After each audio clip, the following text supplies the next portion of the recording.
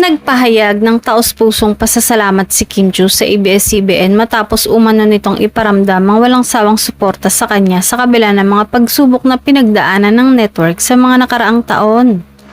Sa gitna ng mga pagbabago sa industriya ng telebisyon, aminado ang aktres na malaki ang papel ng Kapamilya Network sa patuloy niyang pagbangon at paglago bilang artista.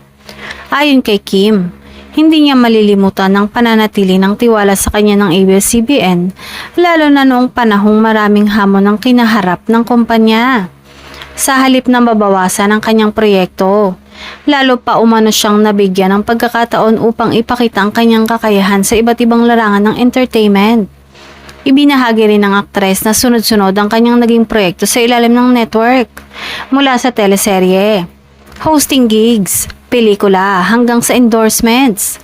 Dahil dito, lalo daw tumibay ang kanyang presensya sa industriya at mas nakilala pa siya ng mas malawak na audience, hindi lamang sa telebisyon kundi pati na rin sa digital platforms.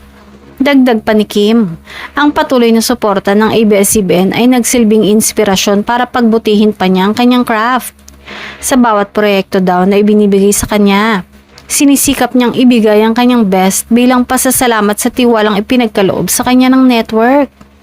Hindi rin nakalimutang pasalamatan ng aktres ang kanyang mga tagahanga na walang sawang sumusuporta sa kanya sa bawat yugto ng kanyang karera. Sa kabila ng patuloy na pagbabago sa mundo ng showbiz, nananatiling matatag si Kim Chiu bilang isa sa mga haligi ng ABS-CBN. Sa kanyang dedikasyon, talento at pasasalamat sa mga taong naniwala sa kanya, tila mas marami pang tagumpay ang naghihintay para sa aktres sa mga susunod na taon.